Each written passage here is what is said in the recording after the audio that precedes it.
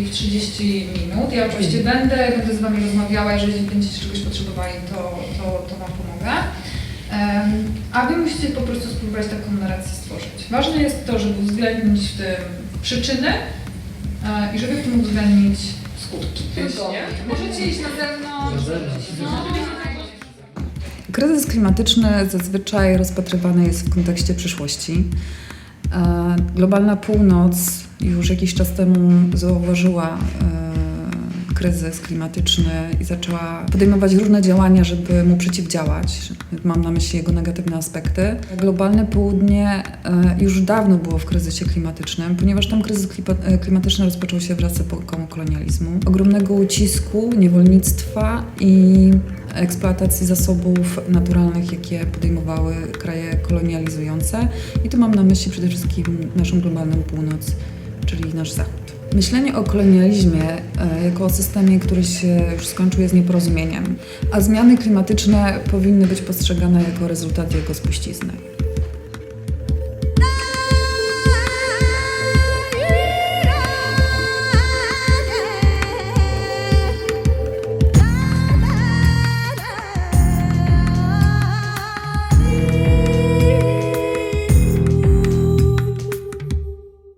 Kryzys klimatyczny to jest coś, co jakby dotyka mnie bezpośrednio, ale nie tylko mnie, ale też społeczność, w której funkcjonuję. I siłą rzeczy jakoś nie potrafię tworzyć sztuki bez komentowania kryzysu klimatycznego czy katastrofy ekologicznej. Na pewno ta rezydencja była takim dla mnie fajnym, merytorycznym ładunkiem.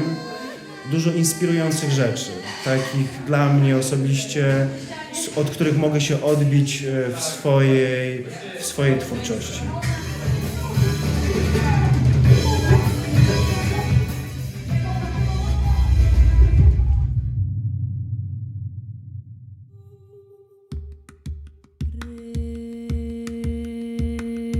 Kryzys klimatyczny to dla mnie zmiany w ekosystemie na Ziemi, które spowodował człowiek. I według mnie jest to okropne, że spowodował je człowiek, ale jednocześnie niesie to też ze sobą nadzieję, że człowiek może to zmienić. W swojej praktyce artystycznej zajmuję się głównie tematem migracji pamięci oraz wątkiem uchodźczym. W związku ze zmianami klimatu osoby w kryzysie uchodźstwa będzie ich coraz więcej, więc zdecydowałam się wziąć udział w karawanach klimatycznych, żeby dowiedzieć się więcej. Takie wydarzenia jak klimatyczne karawany są bardzo potrzebne w budowaniu przede wszystkim networkingu między aktywistami i artystami, wymianą swoich własnych doświadczeń i perspektyw oraz poszerzaniu wiedzy z zakresu klimatu.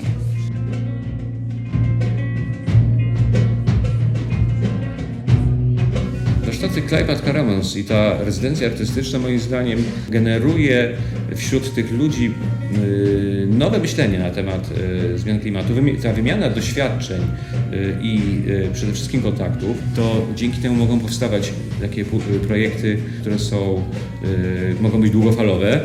Często artyści wizualnie mają ten kłopot, że pracują sami. Ja jestem artystą, który wywodzi się z teatru, więc dla mnie praca w grupie jest naturalną rzeczą, dążę do tego. Tutaj nie ma zamknięcia w sobie, wszyscy właśnie pracują. W Climate Caravans jest bardzo fajna atmosfera twórcza i mam nadzieję, że zaowocuje kolejnymi projektami. W tej chwili susza, głód i wymieranie gatunków.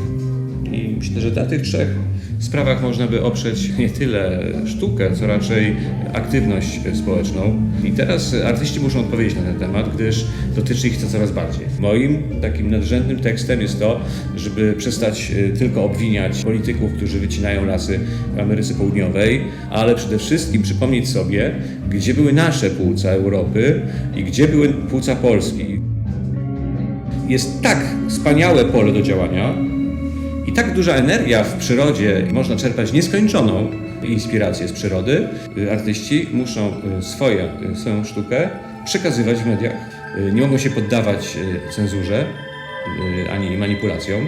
W ciągu dziesięcioleci nic się nie dzieje, a potem w ciągu tygodnia dzieją się dekady. I teraz właśnie dzieją się dekady na naszych oczach.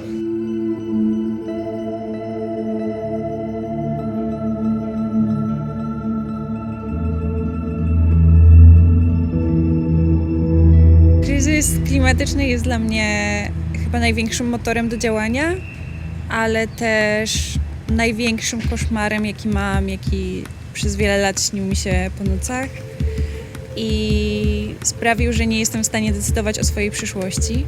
Próba zatrzymania tego, a jednocześnie rozwijania świadomości ludzi przez swoją sztukę, żeby móc te plany dalej robić.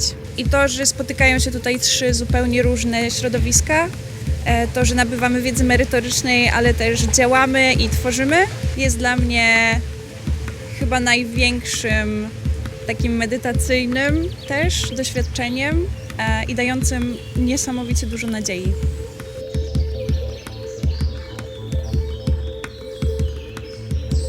W swojej sztuce bardzo bym chciała opowiedzieć o tym, jak bardzo ważna jest łączność z naturą, ile ona daje nam ukojenia i tak naprawdę w kryzysie życia w miastach daje nam lekarstwo, tak naprawdę darmowe, do tego, żeby zasięgnąć do korzeni. To wszystko znajduje się blisko nas, tylko my to od siebie odsuwamy, ponieważ przez cały czas szukamy takiego silnego zaznaczenia człowieczeństwa, takiej silnej granicy, natomiast ona nie istnieje. My jesteśmy naturą, natura jest nami i wzajemnie możemy tylko i wyłącznie funkcjonować i się karmić.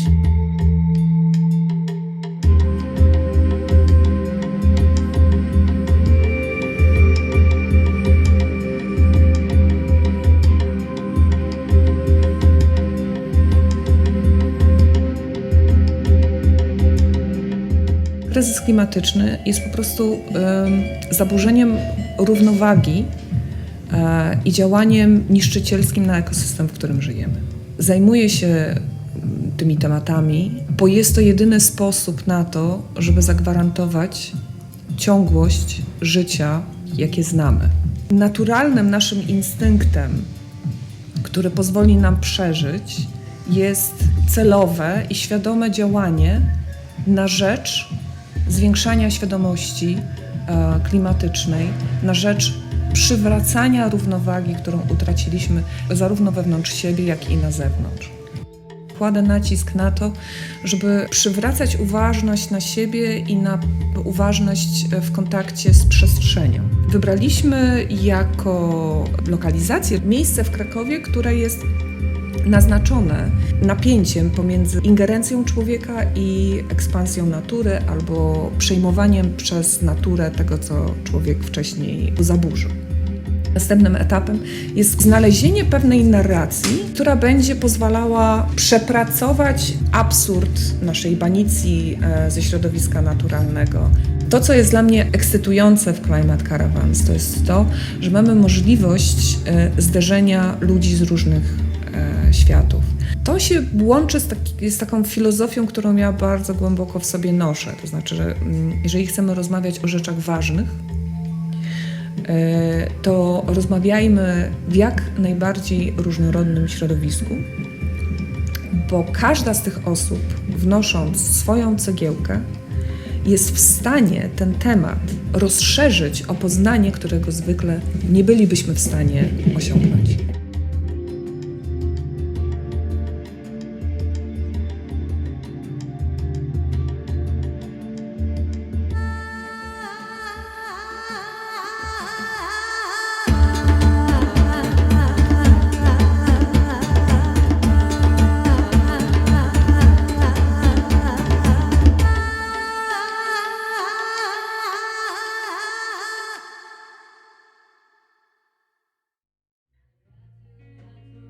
Kryzys klimatyczny to jest taki moment, kiedy nasza planeta, nasze miejsce życia mówi ej, stop. Za dużo już nasmrodziliśmy, trzeba posprzątać. Chciałabym, żeby ludzie się aktywizowali, żeby myśleli, jak mogą pomóc w tym procesie, żeby jakby społecznie ta przemiana nastąpiła. Bardzo mnie interesuje kierunek, gdzie w sztuce mogę używać rzeczy z recyklingu. Nie robić śmieci, tylko tworzyć coś nowego.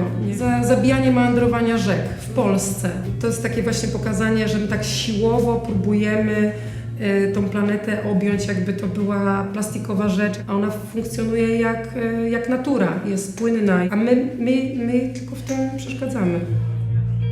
To, co jest dla mnie w tym jakby takie trudne w tej sprawie, jest to, że są osoby, które czerpią korzyści z tego, żeby ten kryzys pogłębiać w swoich pracach, w których w głównej mierze polegam na interpretacji własnej odbiorcy, więc buduję tylko takie narracje czy kropki, które już osoba odbierająca tą sztukę ma połączyć w głowie.